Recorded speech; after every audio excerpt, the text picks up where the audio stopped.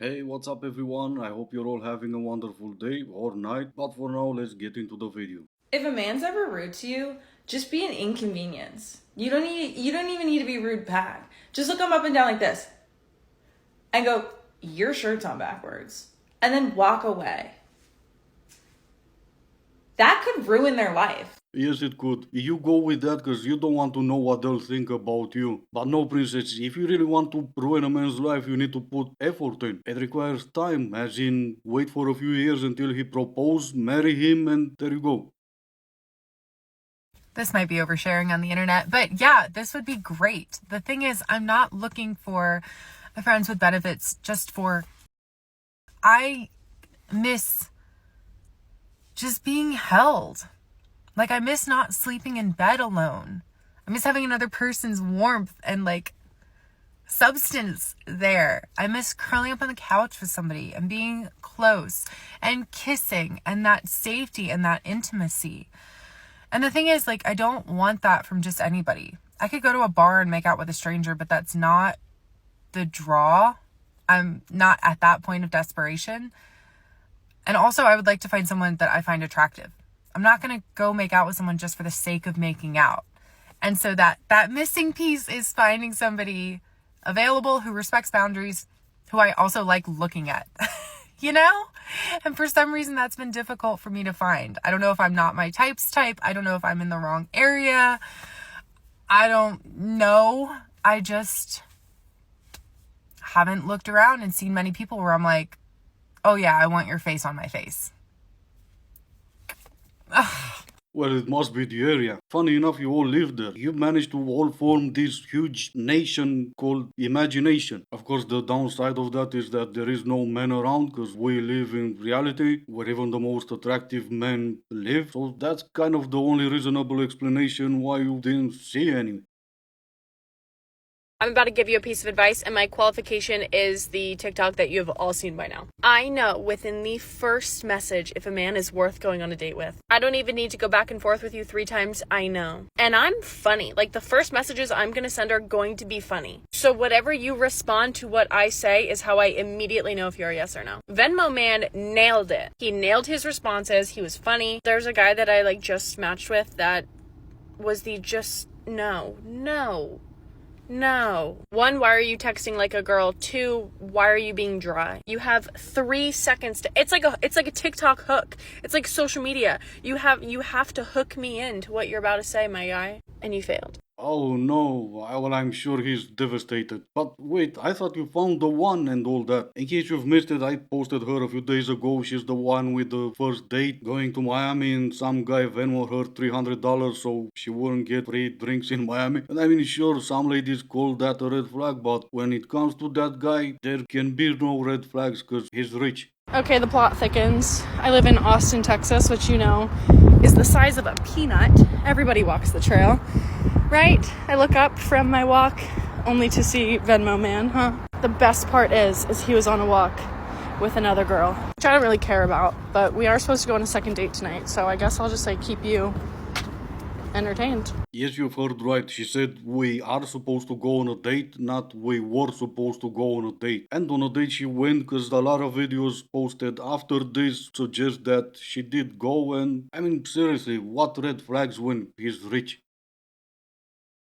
This is what it's like talking to a man on Hinge, part 7, and why I'll probably be single and alone forever. So why even bother if you already know the outcome? Okay, so one of my prompts is my most irrational fear is a silent retreat. He sent me a like and said, "You a yapper?" I said, "I absolutely am a yapper. Are you?" He said, "I yap when I'm comfortable with someone, mainly by my weird interest of the month. Haha. And what's the weird interest of the month? The LHC in CERN, probably. What's that? Obviously. What are you talking about? The Large Hadron Collider, a big tube they use for physics experiments. Just so you can get the full effect. I obviously didn't respond to this. Once again, not, where am I supposed to go with this?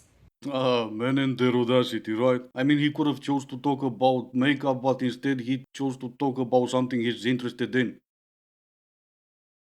Do you know one thing I really hate about going to a male-dominated gym? It's not the fact that it's all guys kind of scary. It's not the fact that sometimes it kind of smells a bit like poo-poo. I don't know, guys poo a lot when they go to the gym. I was at the gym today. I was on the seated leg curl. Guy came on after me and he was like, oh, are you done with this? And I was like, yeah. And I was like, oh, so done, like so heavy. And he literally just started warming up with my working weight. He started warming up with my working weight, like at least pretend that it was heavy. I was literally just looking at him and I was like, wow. 4 years of lifting for what? To be someone's warm-up weight? It's so humbling. This is a first even for me. Even though it's the same idea, complaining about your own shock to find out men and women are different, at least she was original about it. She even threw some poo-poo in for some reason. One of my hottest takes is that true love and soulmates and the one is all propaganda. Fairy tales and movies function as tools that condition women to eagerly disrupt their lives and center men and center romance and view domesticity as like romantic destiny rather than subjugation and oppression. Yes, honey, older women have been preaching this for 60 or 70 years, okay? Publicly, and probably privately discussing it with their daughters for hundreds of years, okay? And women like that, when they made that stance public, started to bear the label bitter. Because in order for the patriarchy to keep indoctrinating the young women into becoming what it wants them to become, they have to discredit and dismiss the wisdom of the older women.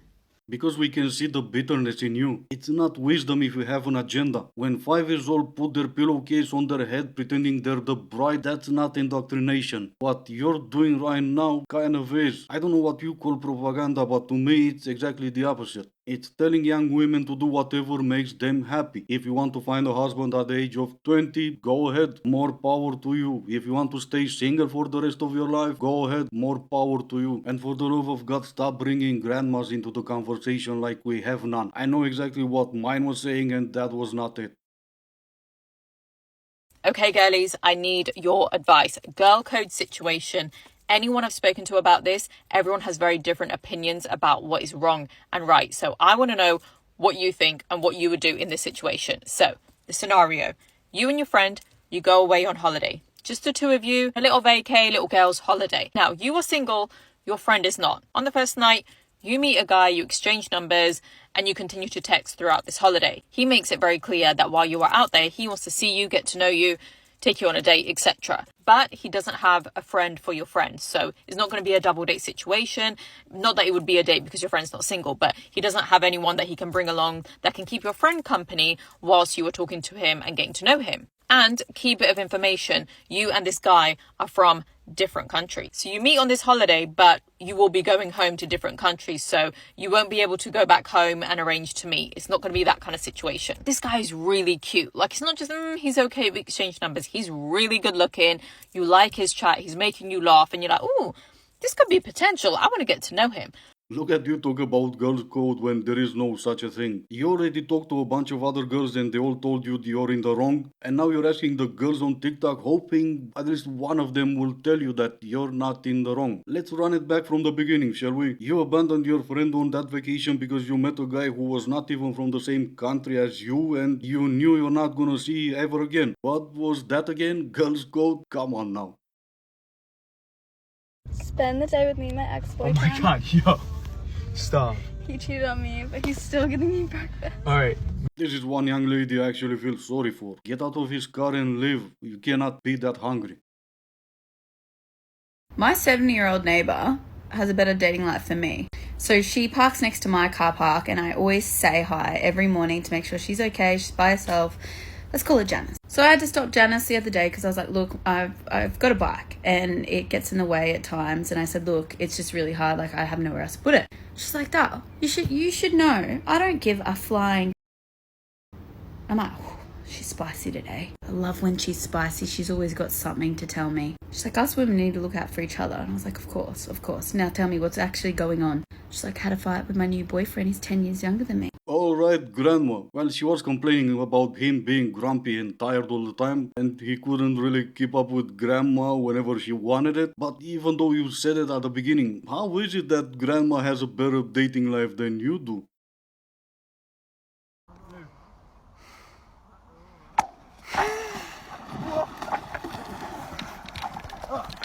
Alright, this is gonna be it for today. As always, I do hope you enjoyed it. If you didn't, I still appreciate you for making it this far. Thank you all so much for watching. Stay safe, and I will see you in the next one.